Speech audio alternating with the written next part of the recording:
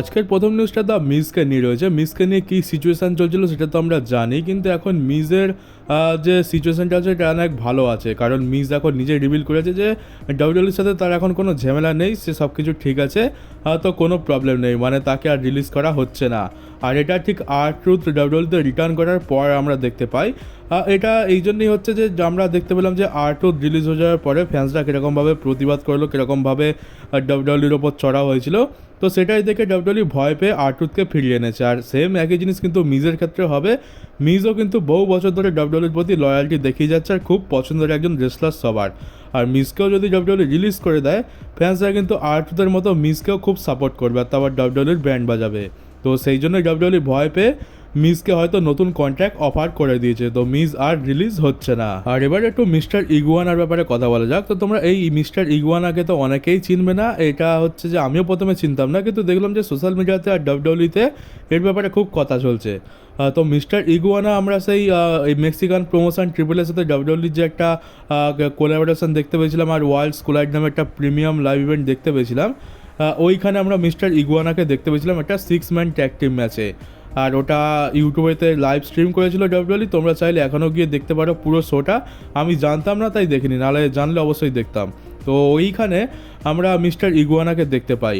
আর এর একটা unique character রয়েছে, এর নাম যেমনি মিস্টার ইগুয়ানা রাখা হয়েছে, এর কাজকর্ম একদম ইগুয়ানার মতো। দেখতে পাচ্ছ হাতে একটা ইগুয়ানার পুতুল নিয়ে রয়েছে, আর এর মুখের এক্সপ্রেশন, লড়ার স্টাইল, চার পায়ে হাঁটা, সব কিছু একদম পুরো মানে ডিটো ইগুয়ানার মতো।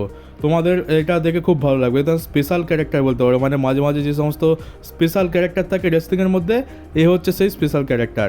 তোমাদের মনে হবে যেন একটা বড় শিল্পী স্টেজের ওপর উঠে পারফরমেন্স দিচ্ছে। খুবই দারুণ লেগেছে আমার, আর এইটাই সমস্ত ফ্যান্সদের খুব পছন্দ হয়েছে, এমনকি ডাব্লিউডব্লিউরও পছন্দ হয়েছে।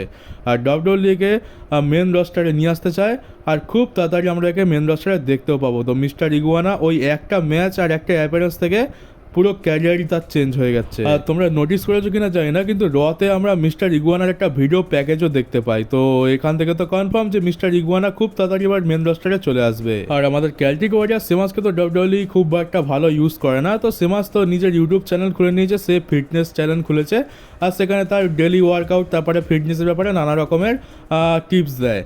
তো সেইটা অনেক দিন আগে খুলেছিল, তার এখন 1 মিলিয়নের ওপর সাবস্ক্রাইবার হয়ে গেছে, আর সে গোল্ড প্লে বাটন পেয়ে গেছে ইউটিউবের তরফ থেকে, আর সেটাই ট্রিপল এইচের সাথে পোস্ট করেছে। তো যাকে কিছুতে একটা ভালো হলো আমাদের সেমাসের সাথে। আর সেথ রলিন্সের মানি ইন দ্য ব্যাংক জেতার সাথে সাথে ডাব্লিউডব্লিউর ইতিহাসে 4 জন এমন রেসলার হয়ে গেছে যারা দুবার করে মানি ইন দ্য ব্যাংক জিতেছে। একজন হচ্ছে মিজ, একজন হচ্ছে সিএম পাঙ্ক, একজন এজ, আর একজন হচ্ছে সেথ রলিন্স। এরা 4 জনেই দুবার করে মানি ইন দ্য ব্যাংক জিতে গেছে। সেথ রলিন্স যদি এই কাজটা আরও একবার করে দিতে পারে, তাহলে সে সব থেকে বেশিবার মানি ইন দ্য ব্যাংক জেতা রেসলার হয়ে যাবে। আর ইউটিউবেতে R-Truth রিটার্নের পর যে প্রোমোটা সে কাট করে আর সেখানে যে নিজের চুলটা কেটে দেয়, সেইখানে সব থেকে বেশি ভিউজ এসছে। দেখতে পাচ্ছ এখানে 1.6 মিলিয়ন মানে 16 লাখ ভিউ এসছে। আর জনসন আর সিএম পাঙ্কের যে সেগমেন্টটা আছে, যেটা সব থেকে বড় সেগমেন্ট ছিল, সেখানে আমরা 1.5 মিলিয়ন ভিউ দেখতে পাচ্ছি।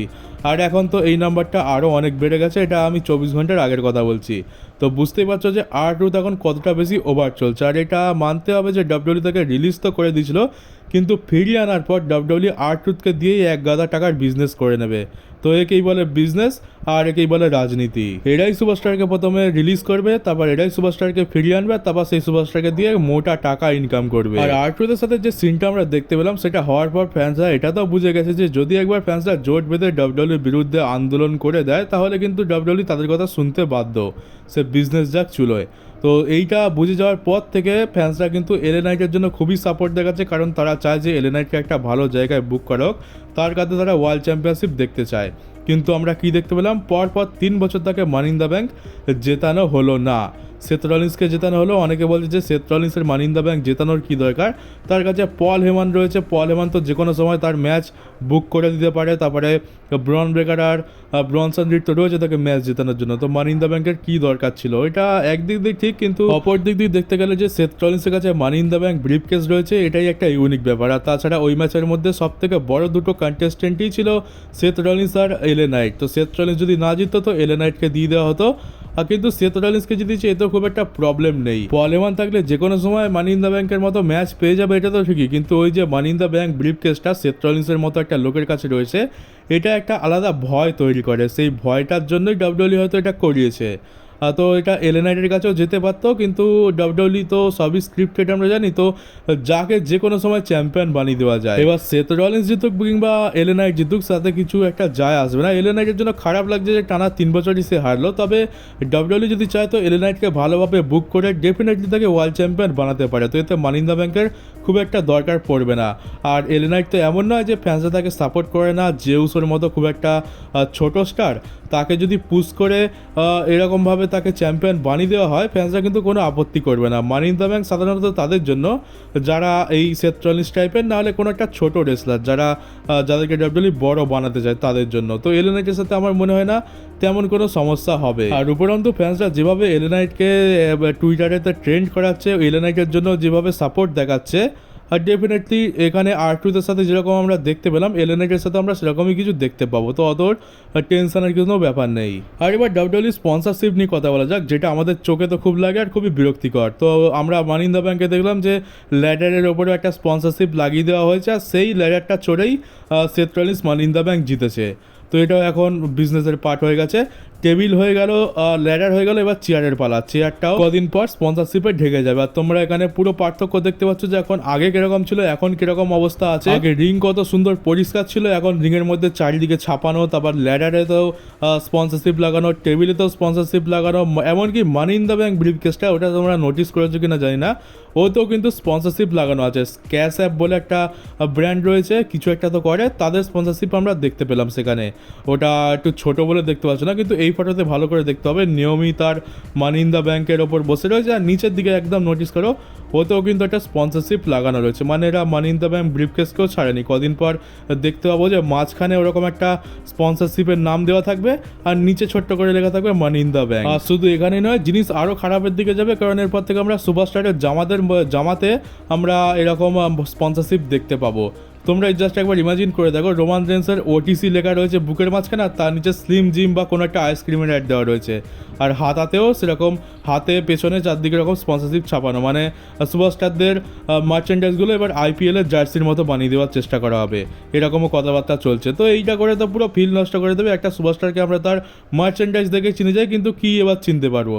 একটা ড্রেস রয়েছে তাতে স্লিম জিমের লোগো লাগানো, এবার ওটা কার ড্রেস হবে? আর সাইডে কোথাও ছোট্ট করে একটা সুপারস্টারের লোগো লাগানো থাকবে, সেটা থেকে বুঝবো যে আচ্ছা তো এটা র্যান্ডি অর্টনের ড্রেস। আর আমি সেবার মজা করে বলেছিলাম যে কদিন পর হয়তো র্যান্ডি অর্টনের জাঙ্গিয়াতেও স্পন্সরশিপ দেখতে পাবো, হয়তো মনে হচ্ছে এবার সেটাই দেখতে পাবো, মানে আর কিছু বলার নেই। কদিন পর থেকে ডাব্লিউডাব্লিউ সুপারস্টারদের অ্যাডভার্টাইজমেন্ট বোর্ডের মতো ইউজ করা হবে। রোমান রেন্স, র্যান্ডি অর্টন, জন সিনা সবাই অ্যাডভার্টাইজিং এর বোর্ড হয়ে যাবে। আর এবার king and queen of the ring নিয়ে কথা বলা যাক, যেটা আমরা নাইট অফ চ্যাম্পিয়ন্সে দেখতে পাবো। আর এখান থেকে তোমরা দেখতে পাচ্ছ এখানে বলার মতো তেমন কিছুই নেই, এখানে যে পারে জিতুক, আমার তো কিছু যায় এমনিতেও আসে না, কারণ এদেরকে নিয়ে কতটা কেয়ারই বা কে করে। আর এখানে দেখতে পাচ্ছ যে আস্কা রয়েছে, আস্কাকে আমরা পরের সপ্তাহে রিটার্ন করতে দেখতে পাবো, এটা আগে থেকে রিভিল করে দিয়েছে, রিভিল না করলেও পারতো। আর এরপর মেন বিষয়ে আসা যাক, এবারে হচ্ছে যে কিং অফ দ্য রিং এর পালা। তো কিং অফ দ্য রিং এতে দেখতে পাচ্ছি এখানে Randy Orton, LA Knight, Alistair Black আর কারমেলো হেজের ম্যাচ অফিসিয়াল করা আছে স্ম্যাকডাউনের জন্য।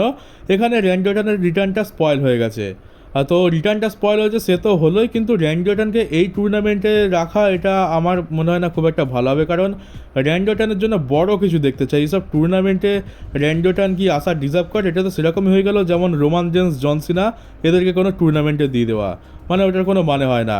আমি র্যান্ডি অর্টনের জন্য বড় কিছু এক্সপেক্ট করেছিলাম, কিন্তু এখন একে টুর্নামেন্টে রাখা হয়েছে, আর টুর্নামেন্টে হয়তো একে জেতানোও হবে না, যে না জেতানোরই চান্সটা তো বেশি লাগছে। তো কী হচ্ছে র্যান্ডি অর্টনের সাথে, মানে তাকে ভালোভাবে বুক করো তা নয়। আর আমি তো একটা জিনিস তো পুরোপুরি বুঝে গেছি যে ট্রিপল এইচের আমলে র্যান্ডি অর্টনের সাথে কিছু হবে না, এই শেষ 1.5 বছরে কিছু হয়নি, আর এখন বা কী বা হবে? আর এখনও হওয়ার কোনো নাম তো নেই। তাকে কিং অফ দ্য রিং টুর্নামেন্টের মধ্যে দিয়ে দেওয়া হয়েছে, যেখানে সে হারতে চলেছে, তো আর তো কিছু বলার নেই। তার সাথে স্পেশাল কিছু করতে হবে, সে একজন লেজেন্ড, আর তাকে দিয়ে এইসব করাচ্ছে, মানে তার লেভেলটা কোথা থেকে কোথায় নামিয়ে দিয়েছে। তো ট্রিপল এইচের আমলে তো আমার মনে হয় না র্যান্ডি অর্টনের সাথে ভালো কিছু হবে, আর ওয়ার্ল্ড চ্যাম্পিয়ন হওয়া তো অনেক দূরের কথা। আর এবার একটা কৌতূহলের বিষয় হচ্ছে যে তোমরা দেখতে পাচ্ছ একদম ডান দিকে Sheamus versus Rusev versus Bronson Reed versus mystery partner, মানে মিস্ট্রি অপোনেন্ট। তো এই মিস্ট্রি অপোনেন্ট কে হতে চলেছে, এটা নিয়ে অনেকের মধ্যেই অনেক কনফিউশন দেখতে পাচ্ছি। অনেকেই অনেক ভাবছে যে কি না কি হয়ে যাবে, কে না কে রিটার্ন করবে, সে এখানে আসবে। তো এইটা নিয়ে এবার কথা বলা যাক। তো দেখো, এমনিতে নাম বলতে তো অনেক নামই রয়েছে, ডাব্লিউডাব্লিউর মেন রস্টারে অনেক সুপারস্টার এদিক ওদিক ঘুরে বেড়াচ্ছে, যাকে হোক তুলে ডাব্লিউডাব্লিউ এখানে বসিয়ে দিতে পারে, যেমন ফিন ব্যালর, ক্যারিয়ান ক্রস, এরা তো অপরচুনিটি পাচ্ছেই না। তো এদেরকে ডাব্লিউডাব্লিউ বসিয়ে দিতে পারে। ক্যারিয়ান ক্রস সব থেকে বেশি ডিজার্ভিং, কিন্তু আমার মনে হয় না যে ডাব্লিউডাব্লিউ এদের সাথে আদৌ ভালো কিছু করতে চায়। ফিন বেলার তো কবে থেকে মার খেয়ে যাচ্ছে, আর ক্যারিয়ান ক্রসের সাথে তো ভালো কিছু হওয়ার নাম নেয় না, যদিও সে খুব সাপোর্ট পাচ্ছে। কিন্তু তো আমার মনে হচ্ছে না যে এদেরকে ডাব্লিউডাব্লিউ রাখবে। রাখার হলে তারা এমনিতেই তাদের ফটো দেখিয়ে দিত। মানে ক্যারিয়ান ক্রস আর ফিন বেলার এমন বড় সুপারস্টার তো নয় যে তাদেরকে মিস্ট্রি অপোনেন্ট হিসেবে রাখবে, আর তাকে যখন রিভিল করবে ফ্যান্সরা একদম চিল্লিয়ে নাটাপাটা হয়ে যাবে। তো ওরকম কোনো ব্যাপার তো নেই। তো এবার যখন মিস্ট্রি অপোনেন্ট রাখা হয়েছে, তো আমরা মিস্ট্রি হিসাবেই ভাববো আর স্পেশাল হিসাবেই ভাববো। তো খারাপ জিনিসের কথা না হয় নাই বা বললাম। তো আমরা একবারে স্পেশাল কী হতে পারে, তো আপাতত স্পেশাল ধরে চলছে, কিন্তু হবে কি না জানি না। এগুলো আমি জাস্ট আমার গেস থেকে বলছি, মানে এই নামগুলো স্পেশালের মধ্যে পড়ে আর এইগুলো হওয়ার চান্স আছে। তো তোমরা এটা ভেবে বসো না যে এদের মধ্যেই কেউ আসবে। তো বলা যাক যে প্রথম যে নামটা আছে সেটা হচ্ছে মিস্টার ইগুয়ানা।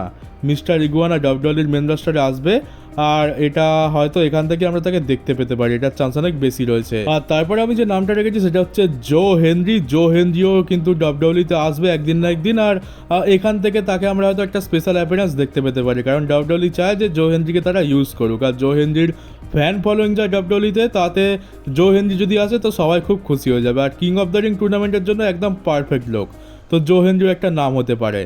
আর এবার অনেকে বলছে নাকি এবার গোল্ডবার্গ নাকি এই কিং অফ দ্য রিং টুর্নামেন্টে আসতে পারে। গোল্ডবার্গের সাথে গান্থারের ম্যাচ হওয়ার কথা, তাই জন্য গোল্ডবার্গ নাকি এই টুর্নামেন্টে আসবে, আর সে জিতে সামারস্ল্যামেতে নাকি গান্থারকে চ্যালেঞ্জ করবে। তো আমার তো এটার চান্স কমই লাগছে। মানে তোমরাই ভেবে দেখো, গোল্ডবার্গের মতো একজন লেজেন্ড, সে কিনা এরকম একটা টুর্নামেন্টে ঢুকবে, সেখানে 2-3টে ম্যাচেস লড়বে, তারপর ফাইনালে যাবে, সৌদি আরবে গিয়েতে সে ফাইনালটা জিতবে, তারপর গান্থারকে হারাবে। তো এটা না হওয়ার কিছু নেই। র্যান্ডি অর্টনের মতো লেজেন্ড লড়ছে, তো গোল্ডবার্গও লড়তে পারে।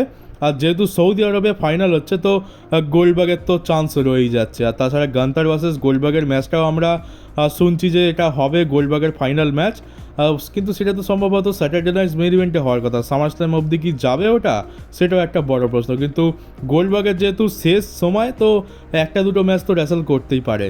তো এখানে গোল্ডবার্গের নামটাও একটু অপ্রত্যাশিত, কিন্তু এমনটা নয় যে এটা হতে পারে না, তো চান্স রয়েছে। কিন্তু আমার মনে হয় না যে গোল্ডবার্গ এই টুর্নামেন্টের মধ্যে আসবে। তো আমি তো গোল্ডবার্গকে দূরে রাখছি, কিন্তু যদি গোল্ডবার্গ সত্যি এই টুর্নামেন্টের মধ্যে এন্ট্রি নেয়, তো অনেক বড় একটা মোমেন্ট হবে। মানে তোমরা ভাবো, ব্রনসন রিড, তারপর সেমাস, রুসেফ সব রিংয়ের মধ্যে ওয়েট করছে, আর তারপর গোল্ডবার্গের থিম সংটা প্লে হয়ে গেল, তো কেমন মোমেন্ট হবে। আর গোল্ডবার্গ সবাইকে স্পিয়ার মেরে ম্যাচটা জিতেও নিল, সেটাও খুব দেখতে সুন্দর লাগবে। তো আপাতত এটাকে আমি সরিয়ে রাখছি, কিন্তু বলা যায় না এটা হয়েও যেতে পারে। তো এরপর আমি যাকে রেখেছি সে একটা রিটার্ন, এ হচ্ছে ইলিয়া ড্র্যাগনভ। ইলিয়া ড্র্যাগনভ অনেক দিন ধরেই মেডিকেলি ক্লিয়ার হয়ে রয়েছে, কিন্তু তাকে ডাব্লিউডাব্লিউ ইউজ করছেই না। সেই এলিমিনেশন চেম্বার থেকে সে মেডিকেলি ক্লিয়ার, তো এইটা একটা পারফেক্ট জায়গা হতে পারে ইলিয়া ড্র্যাগনভকে রিটার্ন করানোর। খুবই ভালো সুপারস্টার, তো ইলিয়া ড্র্যাগনভ একটা নাম। তো এই হয়ে গেল কয়েকটা স্পেশাল নাম, যেগুলো সারপ্রাইজ অপোনেন্ট হিসাবে একদম পারফেক্ট হতে পারে। তো এদেরকে এক্সপেক্ট তোমরা করতে পারো, চান্স খুবই কম রয়েছে। আমি শুধুমাত্র ভালো ভালো নামগুলোই বললাম, খারাপ নাম অনেক রয়েছে। এবার আমরা হয়তো দেখতে পেতে পারি যে কোনো একটা র্যান্ডম সুপারস্টারকে তুলে এনে বসিয়ে দিল, তো সেটাও খুব খারাপ জিনিস হবে। তো অত আশা না রাখাই ভালো, জাস্ট এই কজন স্পেশাল রয়েছে। তো এইবারে এমন একটা নাম বলবো যেটা শুনে তোমাদের মাথা গরম হয়ে যাবে। মানে ভালো জিনিস বলেছি, তো একটা খারাপ জিনিসের ব্যাপারেও বলেই দিই। তো এইখানে এই যে সারপ্রাইজ অপোনেন্ট রয়েছে, এটা আরেকজন হতে পারে, সেটা হচ্ছে আমাদের জে উসো। এমনটা হতে পারে যে ডাব্লিউডাব্লিউ তাকে প্রথম থেকেই এই টুর্নামেন্টে রাখতে চেয়েছিল, কিন্তু যেহেতু সে চ্যাম্পিয়ন ছিল, তাই এখানে তার ফেস রিভিল করতে পারেনি। কারণ যদি ফেস রিভিল হয়ে যেত, তাহলে তো সবাই এটা জেনে যেত যে সে গান্থারের কাছে হারতে চলেছে। তো এবার যখন হেরে গেছে, হয়তো দেখতে পেলাম যে রয়্যাল এপিসোডে আমরা জে উসোকেই এইখানে এন্ট্রি নিতে দেখতে পেয়ে যাব, আর জে উসো তারপরে টুর্নামেন্টের মধ্যে কম্পিট করবে। এটা খুবই তো মানে কেউ তো দেখতেই চায় না, কিন্তু এটারও চান্স কিন্তু রয়েছে। তো এই সিনারিওটাও কিন্তু তোমাদের মাথায় রাখতে হবে। তো দেখা যাক এখানে ডাব্লিউডাব্লিউ জে উসোকে রাখে কিনা। তাছাড়া সারপ্রাইজ দেওয়ার নাম করে ডাব্লিউডাব্লিউ যেভাবে ফ্যান্সদের মুখে হেগে দেয়, তো এটা হওয়া খুব একটা অস্বাভাবিক কিছু নয়। তো তোমরা এটার জন্যও রেডি থাকো। আর এবার তো পরের সপ্তাহতেই দেখা যাবে যে কে হয় মিস্ট্রি অপোনেন্ট। তো সেটার জন্য আমি ডেফিনেটলি এক্সাইটেড। তো আশা করবো যেন ডাব্লিউডাব্লিউ ওখানে খুব একটা গড়বড় যেন না করে, একটা ভালো নাম যেন দেয়। এই জে উসো তারপরে আলতু ফালতু কাউকে যেন না ঢুকিয়ে দেয়। আমি তো এখানে মিস্টার ইগুয়ানা, জো হেনরি কিংবা ইলিয়া ড্র্যাগনভের মতো কোনো স্পেশাল রেসলারকে এখানে এক্সপেক্ট করছি। তবে গোল্ডবার্গ যদি হয়ে যায়, তাহলে এটা সোনায় সোহাগা হয়ে যাবে। তো দেখা যাক আমাদের টাকলা ট্রিপল এইচ কী করে, এদের মধ্যে কাউকে নিয়ে আসবে নাকি এদের মতনই কোনো একটা স্পেশাল রেসলারকে নিয়ে আসবে, যাদেরকে দেখে ফ্যান্সরা খুবই খুশি হয়ে যাবে, নাকি ডিসঅ্যাপয়েন্ট করবে আমাদেরকে। তো চলো গাইজ, এই ছিল আজকের আমার নিউজ ভিডিও। কেমন লাগলো কমেন্ট বক্সে অবশ্যই জানিও। নতুন চ্যানেলটাকে সাবস্ক্রাইব করে নোটিফিকেশন বেলটাকে অবশ্যই অন করে দিও। আর ভিডিওটাকে শেয়ার করতে একদমই ভুলো না। তো চলো বন্ধুরা, দেখা হচ্ছে তোমাদের সাথে WWE নতুন একটা নিউজ ভিডিওতে।